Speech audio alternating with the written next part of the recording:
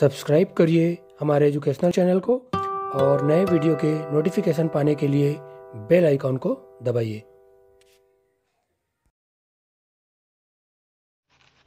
नमस्कार सभी को।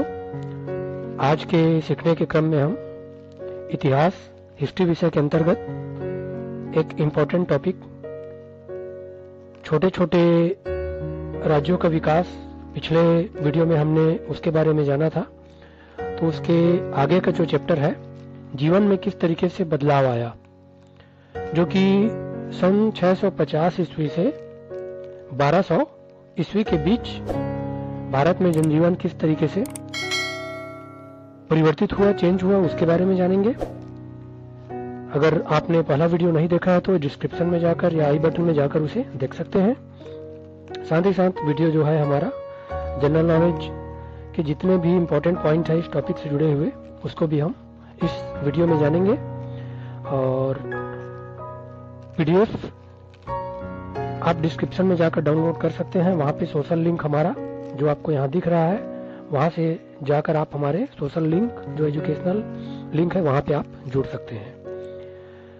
तो चलिए शुरू करते हैं आज का वीडियो।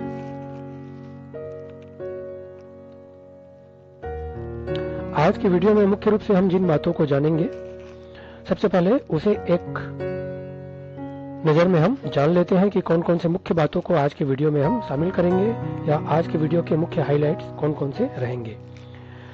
तो 650 ईस्वी से 1200 ईस्वी के बीच जनजीवन और रहन सहन कैसा रहा उसको जानेंगे। गांवों की विशेषता और शहरों में किस तरीके से शहर किस तरीके से हुए और किस तरीके से वहां व्यापार हुआ उसके बारे में जानेंगे।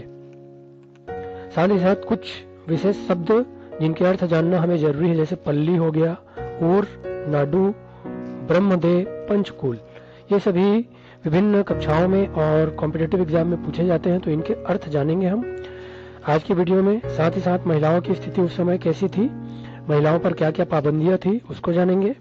साथ ही साथ भक्ति आंदोलन, मंदिर और क्षेत्रीय भाषा, इन पर कैसा उस समय का कार्यकाल में इन पर क्या प्रभाव रहा या कैसे इन पर प्रभाव पड़ा, इसके बारे में जानेंगे। मंदिर और शिल्पकला कैसी रही, साथ ही साथ अंत में जानेंगे अलवार किसे कहते हैं और नैनार किसे कहते हैं। इन सभी बिंदुओं को आज के वीडियो में हम जानेंगे। तो शुरू से आखिरी तक बिना स्किप किए आप वीडियो को बड़े ही ध्यान से देखते रहिए। उन दिनों क्या था, आज की तुलना में अधिक स्वाभाविक सी बात है जंगल थे। अब तो आधुनिकीकरण के कारण शहर और गांव जो है बढ़ गए हैं, जंगल कम होने लगे हैं, लेकिन उस समय जंगल अधिक थे। गांव और शहर भी थे, किंतु गांव और शहर आज की तुलना में कम और छोटे थे। इस समय लोग क्या थे, छोटी छोटी बस्तियां बनाकर रहते थे। तो जो छोटी छोटी लोग बस्तियां बनाकर रहते थे उन्हें ही क्या कहा जाता था, पल्ली कहा जाता था। याद रखेंगे इसे, छोटी छोटी बस्तियां लोग बनाकर रहते थे, उसे पल्ली कहा जाता था। और इन दिनों खेती करने वाले लोगों की संख्या क्या हो रही थी, तेजी से बढ़ रही थी। अब जानते हैं गांव की क्या क्या विशेषता रही। यहाँ क्या थे, गांव में क्या थे, कई जाति के लोग रहते थे और गांव का समाज जो था बहुत हद तक क्या था, जाति व्यवस्था से बंधा हुआ था। गांव की विशेषता क्या थी कि यहाँ के कई जाति के लोग रहते थे और जाति व्यवस्था से बंधा हुआ था और हर जाति की अपनी क्या थी, अलग बस्ती थी। इसमें चंडाल, सोपाक, सूत, मगध आदि अनेक जातियां थी जिन्हें गांव के अंदर रहने का अधिकार नहीं था।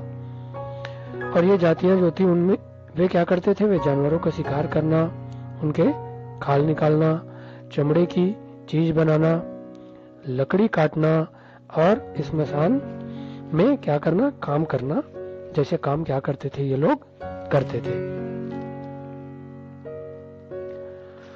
गांव के जो प्रमुख कृषक परिवार के मुखिया होते थे वे क्या करते थे, मिलकर गांव के लोगों की क्या करते थे, जो भी समस्याएं होती थी उसको सुलझाने का कार्य करते थे और कोई भी गांव में जो सामूहिक कार्य होता था उसको करवाने का कार्य करते थे। और गांव के जो प्रमुख कृषक परिवार के मुखिया रहते थे, इन्हें कहीं कहीं क्या कहा जाता था, पंचकुल। या महत्तर भी कहा जाता था। उत्तर भारत के गांव में किसी न किसी भोगपति का अधिकार होता था और ये राजा के अधिकारी होते थे। और ये जो राजा के अधिकारी होते थे वे क्या करते थे, किसानों से लगान वसूल करते थे। कर वसूलने का कार्य ये करते थे। जो भोगपति होते थे उन्हें भोगपति, राजा के जो अधिकारी होते थे उन्हें कहा जाता था, और ये किसानों से लगान वसूलने का कार्य करते थे। इस समय जो सबसे बड़ा चेंजेस या कहना चाहिए परिवर्तन आया वह था आर्थिक क्षेत्र में हुआ। और आर्थिक क्षेत्र में क्या परिवर्तन हुआ, वह था लगान वसूली के तरीके का। लगान वसूलने का तरीका बदल गया। कैसे बदला उसे जानते हैं। गुप्त काल में क्या था, लगान पर राजा का अधिकार होता था उस समय, लेकिन अब स्थिति बदल गई थी। इस समय क्या हो गया था, राजाओं द्वारा ब्राह्मणों एवं विद्वानों को भूमि दान में देने की परंपरा व्यापक हो चुकी थी। जो राजा था ब्राह्मणों और अपने राज्य के जो विद्वान होते थे उन्हें क्या करते थे, भूमि दान में देते थे। और भू क्षेत्र से प्राप्त आय के, भू क्षेत्र से जो भी आय इनकम होता था उस बड़े भाग पर उसके स्वामी का क्या होता था, अधिकार होता था, और एक छोटा सा हिस्सा ही राजा को मिल पाता था। ये परिवर्तन हुआ। भूपति जो थे वे क्या हो गए, इतने संपन्न हो गए थे कि वे स्वतंत्र शासकों की तरह व्यवहार करने लगे थे। मतलब भूपति जिनका जमीन वे रहता था वे क्या करते थे, भूपति जो थे वे धीरे धीरे इतने संपन्न हो गए कि वे स्वतंत्र शासकों की तरह व्यवहार करने लगे और वे अपनी सेना भी रखने लगे थे। पहले क्या था, लगान राजा के नाम से वसूला जाता था, पर अब जो था लगान जो सामंत और भूपति के नाम से वसूला जाने लगा। ये मुख्य परिवर्तन हुआ आर्थिक क्षेत्र में। इसी कारण अब राजा और किसानों के बीच कोई सीधा संबंध भी समाप्त नहीं रह गया, या कहना चाहिए समाप्त हो गया। राजा और किसानों के बीच जो पहले का संबंध था वह अब नहीं रहा। दक्षिण भारत में क्या हुए, इसके विपरीत गांव के प्रमुख लोग ही मिलकर गांव का सारा काम काज चलाते थे और इनकी सभाएं भी होती थी। और जो गांव में जो इनकी सभाएं होती थी उन्हें क्या कहा जाता था, उर कहा जाता था। कई गांवों की सभाएं मिलकर क्या कहलाता था, नाडू बनाता था, या उसे नाडू कहते थे। नाडू और उर ही मिलकर लगान वसूल करना, लोगों को दंडित करना, दंड देना, झगड़े निपटाना, तालाब व मंदिरों की देखरेख करना आदि ये सब कार्य क्या करते थे, ये जो उर और नाडू जो थे वे ये सब कार्य करते थे।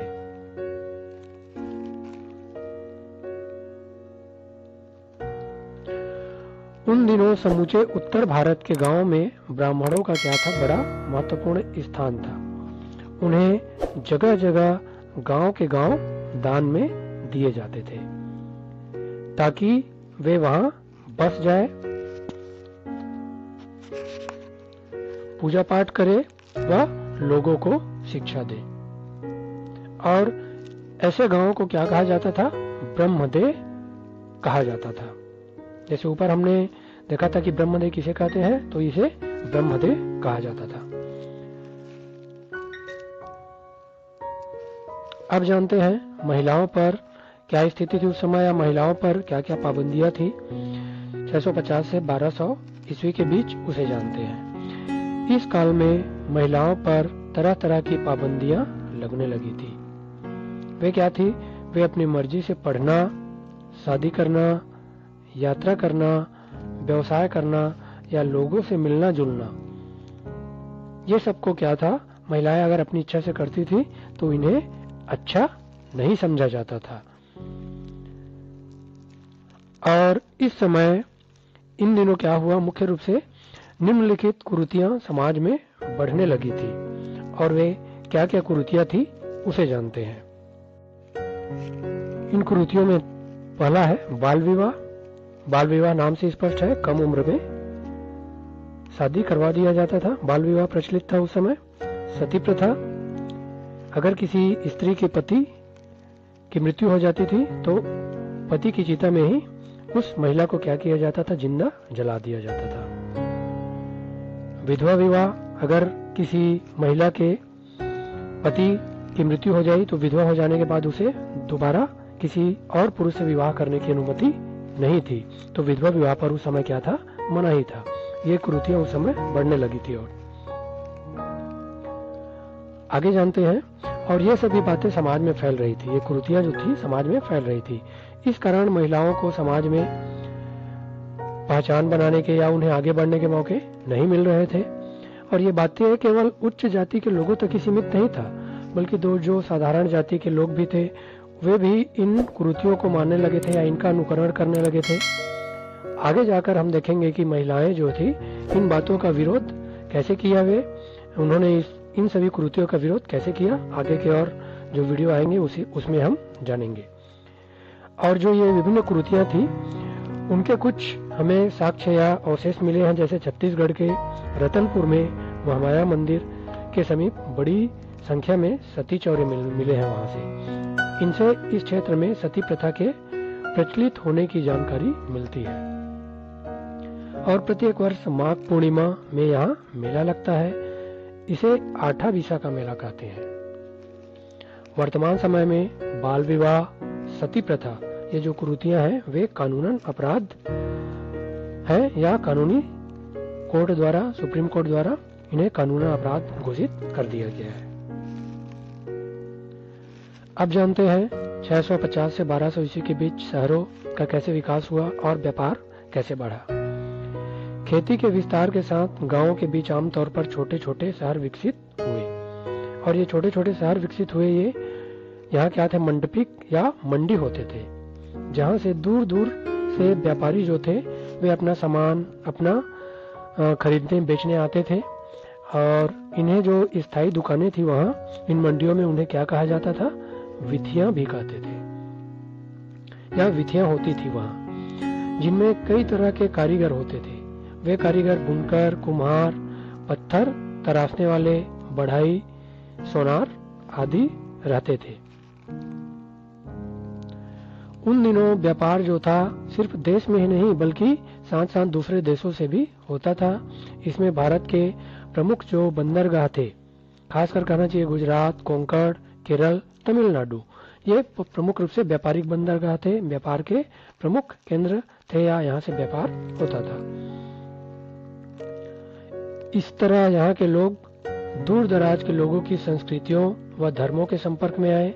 स्वाभाविक सी बात है, व्यापारी जब यहाँ आएंगे तो यहाँ की संस्कृति से, या भारत के जो लोग थे वे दूसरे जगह व्यापार करने जाते थे तो वहाँ के संस्कृति और धर्म के संपर्क में आए और उनसे प्रभावित हुए। बाहर के लोग आए वे यहाँ के संस्कृति और धर्म से प्रभावित हुए। जैसे केरल और तमिलनाडु में चीनी और ईसाई और यहूदी आकर क्या हो गए, धीरे धीरे बसने लगे। गुजरात व केरल में अरब व्यापारी आए और ये भारत से मसाले, कपड़े, चावल आदि खरीदकर अपने देशों को भेजते थे। अब जानते हैं उस समय भक्ति आंदोलन, मंदिर और क्षेत्रीय भाषा का कैसे विकास हुआ। आमतौर पर जंगलों में रहने वाले क्या करते थे, परंपरा अनुसार उनकी परंपरा क्या थी, देवी देवताओं की पूजा करने की थी, तो वे पूजा करते थे। जैसे छत्तीसगढ़ में बूढ़ा देव और माता देवालयों के प्राचीन अवशेष प्राप्त हुए हैं। गांवों में बहुतायत में ठाकुर देव का पूजा के साक्ष्य मिले हैं। इस काल में क्या हुआ, बौद्ध धर्म का प्रभाव कम होने लगा था। मध्यकाल में भारतीय अध्यात्म में एक नई लहर चली और वह नई लहर क्या थी, भक्ति आंदोलन का था, जिसे क्या कहा गया, भक्ति का था, जिसे भक्ति आंदोलन कहा गया। जो भक्ति आंदोलन था सबसे पहले क्या हुआ, दक्षिण भारत में। यह आंदोलन तमिलनाडु में शुरू हुआ था। वीडियो जो है थोड़ा लंबा है क्योंकि इसमें इस टॉपिक से जुड़े हुए जितने भी इम्पोर्टेंट पॉइंट है उसे हम जान पाए, तो आप आखिरी तक वीडियो को ध्यान से देखते रहिए।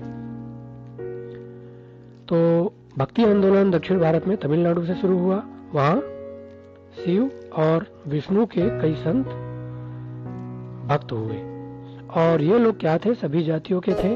वे कर्मकांड व कई देवी देवताओं की क्या करते थे, उपासना पूजा करते थे। तो मुख्य रूप से वहां उपासना की जगह शिव और विष्णु के प्रति प्रेम और भक्ति को बढ़ावा देना चाहते थे। वे कई देवी देवताओं की उपासना की जगह उस समय क्या हुआ, शिव और विष्णु के प्रति प्रेम और भक्ति को बढ़ावा देना चाहते थे। और ये सभी आम लोगों की भाषा तमिल में सुंदर और प्रेम से रचित श्रद्धापूर्ण भक्ति गीत रचते थे और जो क्या हुआ, काफी लोकप्रिय हुए। और जो शिव के भक्त होते थे उन्हें शिव के भक्तों को नयनार कहा गया और जो विष्णु के भक्त हुए उन्हें विष्णु के भक्तों को अलवार कहा जाता था। भक्ति काल के प्रभाव में जगह जगह मंदिर बने। राजाओं ने अपने प्रभाव और वैभव को दर्शाने के लिए उन मंदिरों को और भी भव्य तरीके से बनाया। कई भक्त जो थे मंदिरों के इस बदलते स्वरूप से क्या थे, खुश नहीं थे और उनका मानना था कि ईश्वर से प्रेम बिना किसी आडंबर के करना चाहिए।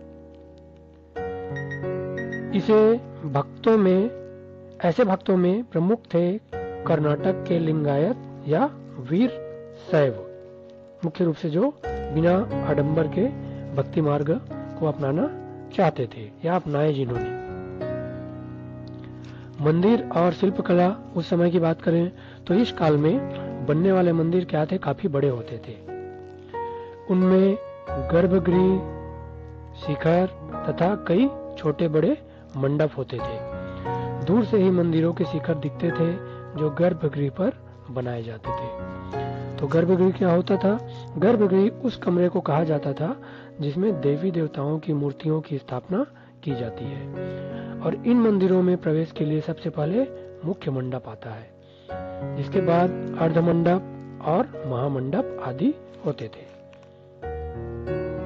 तो ये मंडप क्या होते थे, वास्तव में बड़े कमरे होते हैं जिनमें खड़े होकर भक्त देवता के दर्शन करते हैं। और इन मंदिरों का सबसे आकर्षक हिस्सा क्या होता है, शिखर होता है। आपने भी विभिन्न प्रकार के मंदिर देखे होंगे जिनमें ये सब शिखर, गर्भगृह, अर्धमंडप, महामंडप आपने देखा होगा। और ये मुख्य रूप से दो प्रकार से बनाया जाता था। इसमें दो शैलियां थी, दक्षिण भारतीय शैली और उत्तर भारतीय शैली। उड़ीसा का प्रसिद्ध सूर्य मंदिर कोणार्क देख पा रहे हैं आप चित्र। तो उड़ीसा का प्रसिद्ध जो सूर्य मंदिर कोणार्क था, चंदेल राजाओं द्वारा बनवाया गया।